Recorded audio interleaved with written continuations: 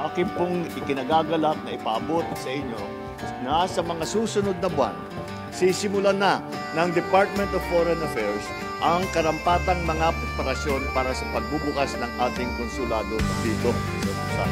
Sa susunod na taon ay may magbubukas na Philippine Consulate General dito. At dahil dito, magiging dalawa na po ang opisina ng Pilipinas dito sa Korea. Ang embahada natin sa Seoul at ngayon yung bubuksan natin konsulado dito sa Busan. Ang pagtatayo ng konsulado ay isang mahalagang hakbang upang mas mapalapit ang serbisyo ng ating pamahalaan sa bawat Pilipino dito sa Busan at sa mga karating na lugar tulad ng Ulsan at Gimhae. Soon, you will no longer need to travel all the way to Seoul to renew your passport, to submit civil registry documents, and to legalize your documents for use in the future. Magandang araw, Malacanang Press Corps. Pangulong Ferdinand R. Marcos Jr.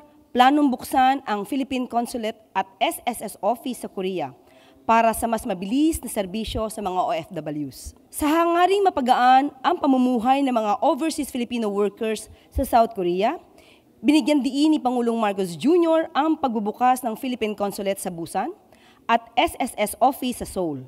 Kasalukuyang nasa South Korea ang Pangulong kasama ang kanyang delegado para sa 32nd Asia-Pacific Economic and Cooperation or APEC Summit, kung saan bit-bit ng Pangulo ang mahalagang programa ng pamahalaan na naglalayong palaguin ang ekonomiya ng Pilipinas at hikayatin ang mga negosyante na mag-invest sa bansa.